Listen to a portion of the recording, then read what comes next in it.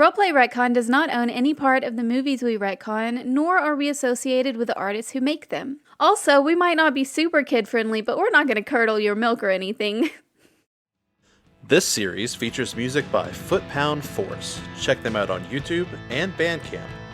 Welcome to class. Please have a seat. You can stand if you want to, if you gotta dance to the beat. Welcome to class. We'll begin in a bit. My name is Dave, but you can call me Mr. Hewitt. Yeah. Get used to it. Welcome to Roleplay Retcon, the podcast where we remake famous box office flops by running them through the role-playing game machine. This time, we're going to be remaking the 2015 film Pixels, starring Adam Sandler and directed by Chris Columbus. If you're new to the podcast, welcome. Hello. Everyone say hello. Hello. Hello. I'm Ben. I'm the director for this series. I'm Jen C. And I'm Alex, the resident bad boy of the group. This is kind of an introductory episode, sort of an episode 0. If you're in the far future and there's more episodes after this one, you can technically skip this, although sometimes we've kind of walked that back and said, oh, wait, you may actually need to go back and listen to that. So if you can probably skip this for now, but I think you might still enjoy it if you want to stick around, right? Am I right? Yes. Okay. Yes. Yeah. But yeah. But there won't be any like real story or anything happening in this one. That will actually start in episode 1. So this is Rookie Camp, which is where we're going to kind of talk about the RPG system we're using and talk about the movie and also introduce our guest player for this series, Kyle Taylor. Yay! Kyle, tell us about yourself, Kyle. Well, as you said, my name is Kyle Taylor. I am one of the directors over at the Nerdsmith Network, which this lovely bunch of chuckleheads is now part of. We are so happy to have them aboard, and I am just super thrilled that when I put in the audition, they liked it, and not nepotism at all. I can vouch for that. Yeah, so I help run the online store. I help do ad copy for the network, and I'm generally just posting a bunch of food porn in the various culinary arts areas. You might see me. You light that thing up. Yeah, it's my personal playground, unfortunately, where I do my kitchen alchemy. So The only thing unfortunate about it is I can't eat any of it. Talk about Shenanigoons a little bit. Yeah, so Shenanigoons is our podcast turned stream that goes live at 7 p.m. Pacific, 10 p.m. Eastern every Tuesday night at twitch.tv/We Are Nerdsmith. It's a game where you can contribute to the chaos, that the audience members can give us a tip and give us an NPC that gets incorporated sometimes permanently into the story, or give the gang some re-rolls because we desperately need it at times. At higher tiers, you'll also... Oh no, the NPC's a higher tier. Oh, it's gift a re-roll, and then spin on the wheel of causality, which is the not trademarked total ripoff of a certain Warner Brothers television show from Cartoon Youth, and the Warner Sister, and the Warner Sister. Yes, let us not forget her. Where basically random craziness will happen to one of the characters, like all of a sudden all of my characters' arms fell off, or you keep shrieking over the course of the episode, or you keep getting older over the course of the episode, or 1d100 flumps appear, and you have to deal with that. So just basically chaos magic.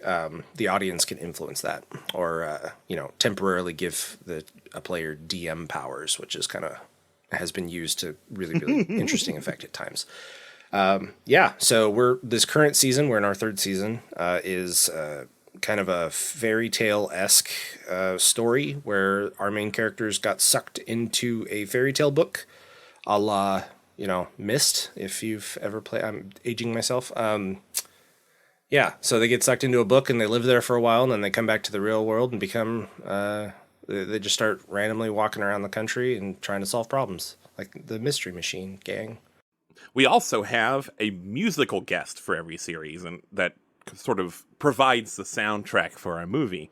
And this time, it's Foot Pound Force. They're kind of a nerd rock band. They have a YouTube and a Bandcamp and a Patreon. Or if you want to hear them, you can just live in Huntsville, Alabama, because they're a gig band and they do a lot of local music. But you'll hear their music throughout the series. I may also pepper in some chiptune music my brother Caleb made like 6 years ago for a Let's Play channel that doesn't exist anymore. It's just a pretty good album. I've just used it for a lot of things over the years. I love Caleb's music so much. He's Caleb has also been on the podcast twice as Batgirl in our first series on Batman and Robin, and Joe Bluth in our Arrested Development series last season, I guess. I love him. Well, I mean, you should. You're related. Yeah, it's your brother. I guess you don't have to love people you're related to. That's what I'm saying. It's on purpose. I love him on purpose. Would you go on vacation with him? I actually am planning a trip with him this weekend. Would you bake him a fine ziti? Well, I'm not a very good cook, but I'd try. Okay, so Pixels. It's based on a 2010 short film by a person named Patrick Jean, perhaps Patrick Jean. I'm not sure. It was kind of cool, right? Yeah, I've seen it. Yeah, It's a neat little concept flick. Yeah, It wasn't bad. Yeah. The short film wasn't the worst thing I've ever seen. Oh, the short. The short was great. The short's great. Yes, I'm sorry. The real movie. We'll talk about it in a second. That's a perfectly reasonable opinion.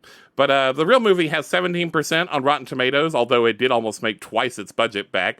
I think that might be because action movies do well internationally, and it has pretty good special effects. And I don't like it. It's not good.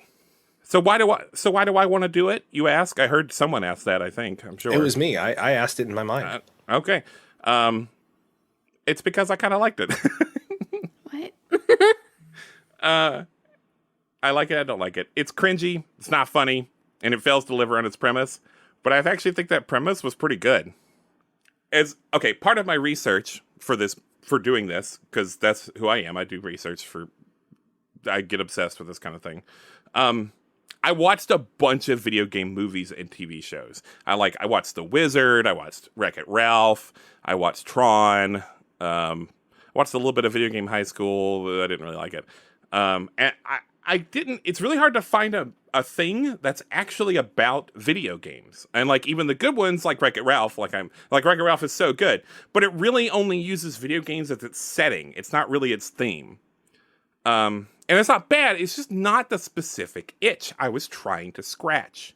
And I found two things that actually tried to tell a video game story. And one of them, I just want to plug it, is this super cute anime called High Score Girl. It's on Netflix. It's this like coming of age young romance story that takes place over a few years in the 90s, and it parallels the maturation of video games in the early to mid 90s, particularly the coin-op scene in Japan. With this coming of age story. And like one character doesn't speak, and so they use fighting games as a conversation in a way. And it's just very good. Go watch it. It's only a couple of seasons long. It won't take you long to watch it. It's great. And the other thing was this movie. So I applaud it for Pixels for trying to do something no one else has done, even though I think it could have been done much better, which we're going to try to do. So I want to keep that vision. Making a movie about video games, but done in this like fantastical big Hollywood special effects way. And we're going to do that with a system called Save Game by Rob Wieland. Save Game is a Fate Core variant. It tweaks the rules of Fate Core in a way that makes it a little more video gamey. We have done Fate Core on the show before. So I'm cheating just a little bit because we usually use a different system for every movie we do. It's a variant. It counts. It counts. And you're also, fine. Fate Core is my favorite thing we've ever played on here. It's not the best thing. That's not what I'm saying. But Fate Core just checks my personal boxes so much. I love it so much. So I'm going to we talked about Fate Core in our Twilight rookie camp. But I'm going to go over again here just like real quick. The core of Fate Core, great. Good writing, Ben. is aspects. It's a thing called aspects. Everything has aspects. Environments, objects, characters, everything. Butts. Even the whole story itself has 2 aspects that I'll get to in a second. Aspects can be good, they can be bad. If they're at best, they're both. Me as the GM or the director, or some other fun name we come up with for this, the Game Genie perhaps. I can compel aspects. Oh. Yeah, pretty good, right? I can compel aspects from the players to complicate things for their characters, and they get a coin, which we'll get into later. Or they can invoke their own aspects to help their character by spending that currency, those coins. Characters have skills and some special moves that give them some special bonuses. And there are 4 actions that those skills help them do. Overcome an obstacle, create an advantage, attack in a conflict, or defend in a conflict. And whenever we do those skills for those actions, we roll 4 fate dice, which have minuses, pluses, and blank sides. They add up the sum and add bonuses from the skills, or subtract if they get detriments, and they see if their result meets a threshold or beats an opposed roll. If they want to invoke an aspect, like we talked about earlier, it costs one of those coins and lets you add +2 to a roll, or they can re-roll dice after rolling the dice. But you have to give me like a good character reason why this aspect helps. They can also spend a coin to declare a story detail. This is done in the moment, and the players are probably going to use it to their advantage. It's a pretty broad mechanic, but it does have to be a detail, and they can't. Like, it has to be a detail. Like, it can't be a big thing, and they can't retcon stuff, which is, sort of against our whole steez. But oh well. This is also usually tied to their aspects, but I might let something slide even if it isn't. And compel. When I compel stuff from, when I compel an aspect from a player, they can do lots of things. I can make them automatically fail something, or I might nerf their roll or something like that. The players are allowed to barter with me a little bit to try to make it fair. You can spend a coin to ignore the compel, but the Fate authors recommend that not be done a lot because, conflict is kind of what makes the story work. Okay. Like I said, every Fate game, including a save game version of Fate Core, has 2 overarching game aspects, campaign aspects. There's a current issue and an impending issue. Our impending issue is probably pretty obvious. It's going to be there's a bunch of video game characters trying to take over the world for some reason. The characters don't know that yet at the beginning of the story. The current issue is a little alert. Yeah, sorry. Well, that's the beauty of us remaking a movie. The thing that happens in the movie basically happens here with a few tweaks. But the current issues are a little more complicated. Also, as part of my research, I read a book called Reality is Broken: Why Games Make Us Better and How They Can Change the World by Jane McGonigal. It is a brilliant book, and I recommend everyone here and everyone that is consuming this episode of this podcast read it. In a nutshell, though, it's a deep dive into why we play games and ways that they're used in positive ways. But it kind of starts with this admission that a lot of the appeal of video games is escapism.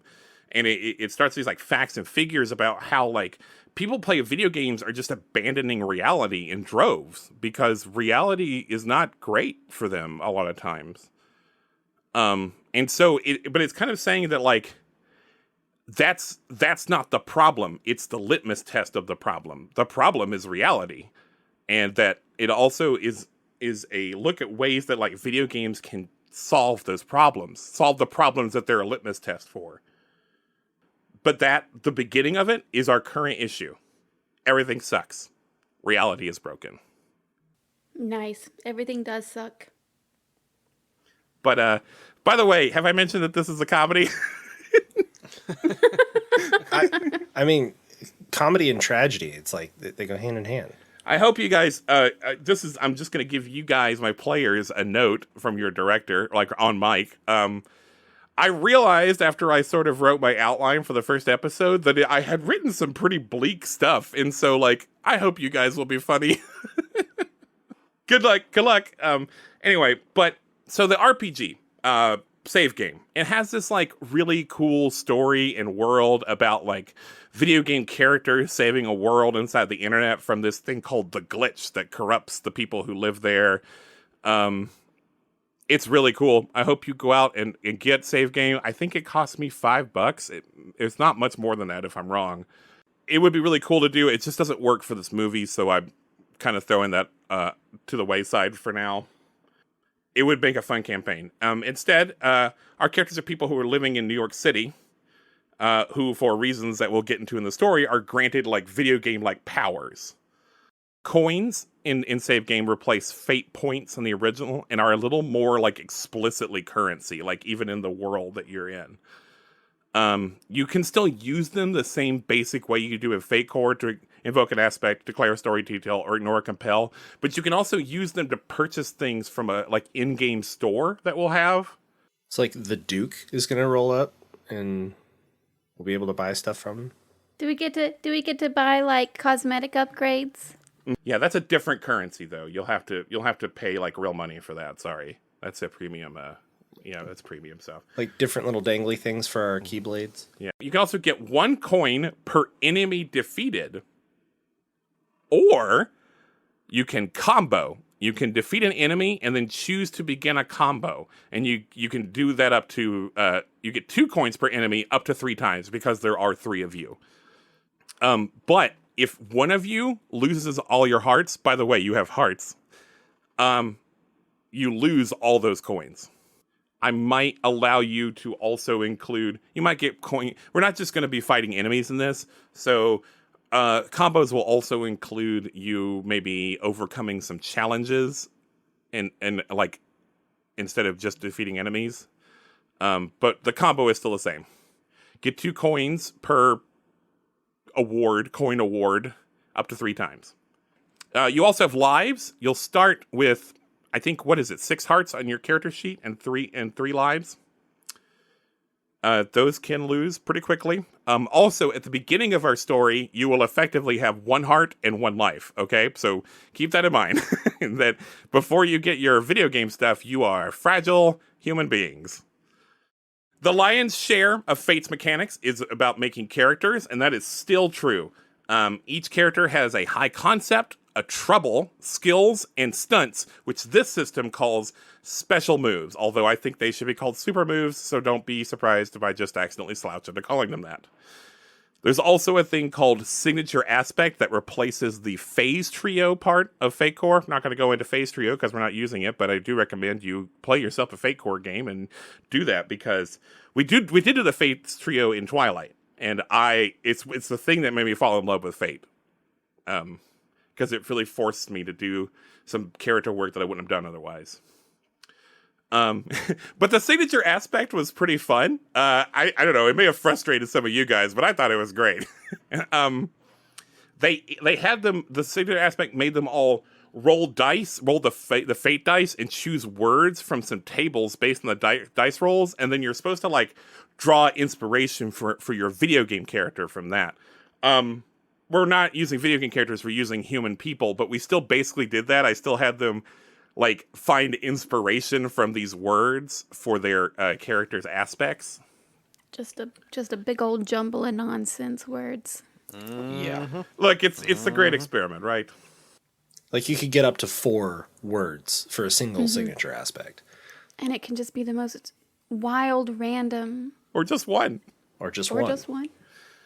Yeah, it was wild and random. We'll get into that in a second. I'll let you guys read some of those.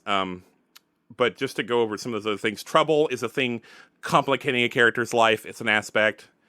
It's probably the thing I'm going to be compelling a lot, but they can actually use it. They can invoke it. If they feel like their trouble would help them in a situation, they can invoke it, because even trouble is good if it can be both. Skills, there's like, I don't remember. I think there's 12 skills. But skills are basically how they do almost any action.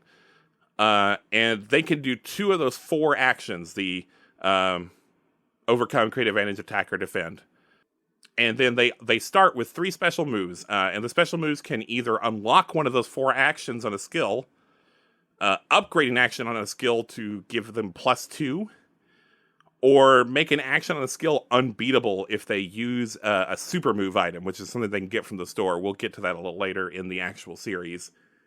In the original game, it's used once per stage, which is what they call it, but we're just making it so it's like a consumable item because our campaign is not as long, I think, as they were expecting it to be in the original save game.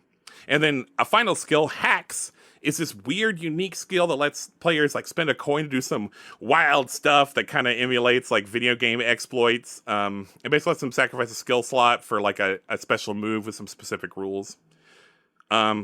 Okay, so on that note, let's have everyone introduce their characters. I think I want to start with Kyle, because you're our guest, Kyle. Kind of tell us just like your high concept, your trouble, maybe some of your signature aspects and your super moves and your hacks and stuff. Just like give us a rundown. And your name. Yeah, and your name and stuff. Sure. Thank you, Alex. Yeah. I will be playing the role of Francis Fraley. He's an auto mechanic in his early 50s. Kind of looks like Reed Richards if Reed Richards was thicker and sturdier built. High concept is that he is a former champion arcade gamer turned car mechanic. Because he ran into some trouble during some of his previous competitions where people thought that he was cheating. Because of this, it kind of soured him to committing himself to things. Because if he was inevitably going to be disappointed by them, then he didn't really want to sink as much of his emotional well-being into it. And so his trouble is commitment is a 4-letter word. Tell us some of your the words that that were rolled for you and that you rolled, and the aspects that you chose based on them. I should tell them. I did tell them. Eventually, they'll be able to get some like famous video game items to use as like maybe weapons or tools. And I told them that they could use a slot in their signature aspects and a slot in their super moves for one of those things. The signature aspect that I rolled for myself is dinosaur. Just dinosaur. Yeah, you just kept the word is the aspect, didn't you? Just dinosaur. Yep. So I changed it into old school arcades are my cup of tea. That essentially that because he cut his teeth in the 1980s arcade scene, that's really where his heart is. Even though he's played modern video games and has continued to be a gamer, he's really where his love is at is, old Dig Dug Cabs and Sinistar and stuff like that. The second one that Genzi gave me was Bracelet, Pistol, and Grave. And of course, I had been just playing through the Final Fantasy VII remake, and so everything was was couched in Final Fantasy terms for me for a bit in my brain. But this one, I kind of also had a difficult time, but I went for I'll fight for my memories. That so that they don't get lost, so that the things that I hold dear don't die away. That I'll fight for those things, which is going to be fun with my trouble. Tell us a super move. I've done my research, so I kind of cribbed on Adam Sandler's character in the movie for this. Excellent. I basically can spot the attack patterns of the enemy. So I have unlocked the ability to use the spot skill as a defense roll. All right. Awesome. Yeah. Nice. You also did a hacks, right? I did. Given his history with accidentally, that is to be determined, accidentally finding an exploit where he basically took a shortcut through in Mario when you can jump on top of the wall and go to the warp pipes. It was essentially like that type of thing, but nobody knew about it. And so I gave him the hacks where there's a wall, there's a way. That, I spend a coin and can push through a barrier to find a secret room or path. That's very good. Hey, Jinsey, tell us about Chris. Yes, I will tell you about Chris. So my character's name is Chris Fraley, and I am the child of Francis Fraley, played by Kyle. I am an approximately 30-year-old. I'm not. I'm 30. I'm a 30-year-old person who I work for a large tech conglomerate corporation. And my high concept is, and let me know if this is dumb, if any of this is dumb, and I will change it. It is already? I You have haven't no even idea. heard I have it. no idea what it is. He's just getting it out of his system ahead of time. Okay, thank I'm you. just letting you know. It's never out of his system. That's It fair. It is okay. It is okay to tell me it's dumb. But my high concept is empathetic, sharpshooting, coding parent.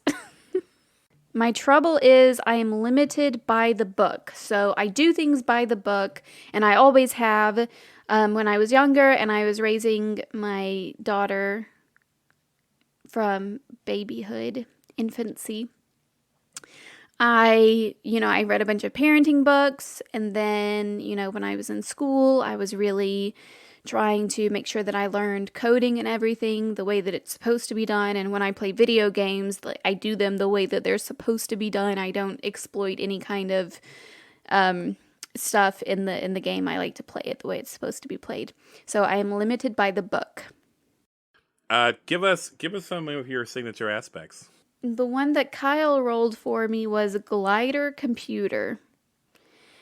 And I had a tough time with glider computer, so I decided to just kind of make it to where the computer is not the glider. I am gliding through the computer with my coding wisdom. So I'm a coding whiz. That's my signature that I pulled out of that. You're the wizard. You would say. Yes, perhaps a wizard of coding.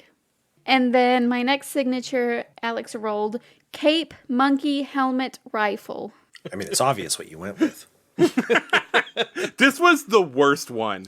This was the hardest one. I'll make an argument for that. Yeah. A little bit later on. Okay. Oh, that you have the hardest one? Okay. Yeah. But what'd you come up with, Jinsey? Well, so for this one, cape, monkey, helmet, rifle made me think of Bloons tower defense games. Yeah.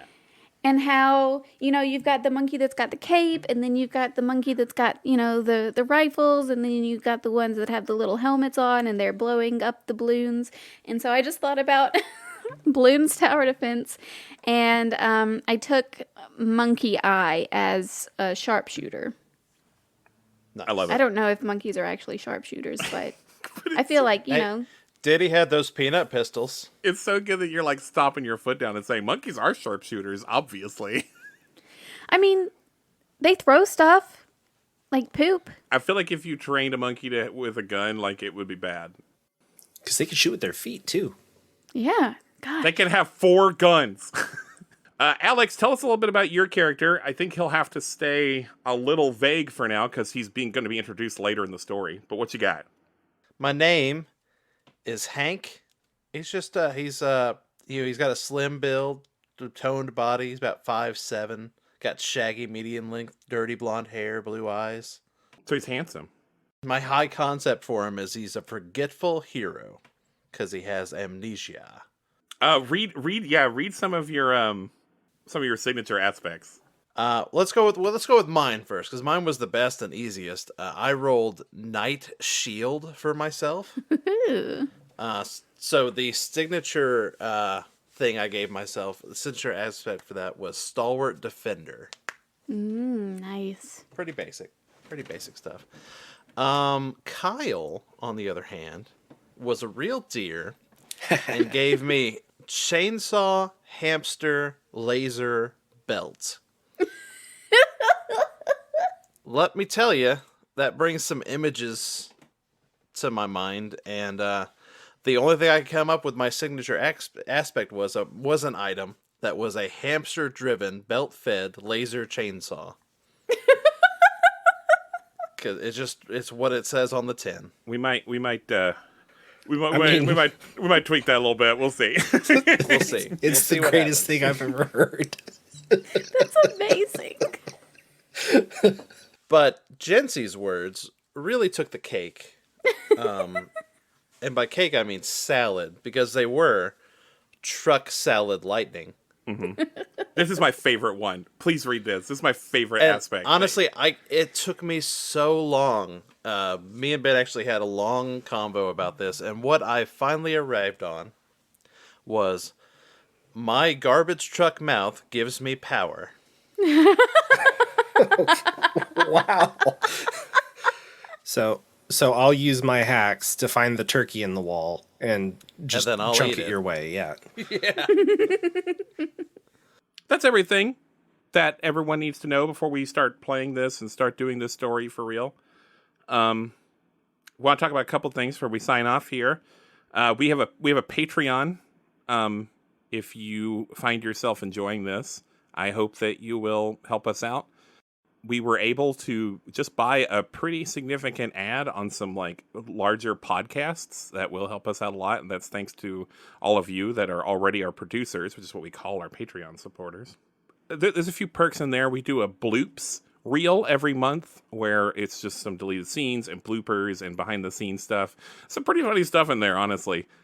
You're gonna hear some good stuff. Yeah, and we do a thing called Randos, which is just things that we record especially for you. Right now we're going through, Alex does sort of a video diary on all the Fast and the Furious movies. We watched them at, like, kind of as a group, and like, well, you fell in love with them, didn't we, Alex? We really did. It was surprising and touching, and honestly, if you'd asked me 4 months ago if I was a fan of the Fast and Furious movies, I would have told you straight up no. That I don't need that kind of garbage in my life, and now I'm looking forward very much to the next one. Yeah, be sad when it's over. We've also got a Discord. If you want to pop in, it's on all of, you can't get Discord. I can't read you a Discord link, but it's on all of our like social media platforms. You'll be able to see it. So please come in and talk to us. We don't only just talk about the podcast. We talk about all sorts of fun stuff. Like Kyle said, he puts his very interesting food stuff up in there all the time. So, like, genuinely, I like whenever Kyle pops into what we call the Yum Yum Zone. Mm-hmm. Yum Yum Station. Yum Yum Station. It's very exciting. Oh, yeah. I'm like, yes, what is it today? Last night it was ribs. Aw, Did you I post the didn't share picture? it? No. Okay, I posted it in the Nerdsmith Discord. That's what I did. Yep. Mm-hmm. Yeah, also Nerdsmith in the Discord. You should go in there, too. Yes, you should. That was not a plug that I meant. Well, it is now. Yeah, Okay. it happened. It happened. Get over it. All right. I don't know the date of the next episode because we're recording this pretty far in advance, and I don't know how long Arrested Development is going to last, but it will be 2 weeks from whenever this episode drops. But if you can't do Patreon, by the way, can we ask, will you review us in your like podcatcher app or iTunes or on Facebook? Even one review makes a noticeable difference. Oh, yes, that would be so nice. In fact, the next time you're in your local grocery store, tell your cashier about us. I know I did. Just because. Did you really, Kyle? I absolutely did. Thank you all for listening. Bye. Bye. Everybody say bye. Bye, kisses.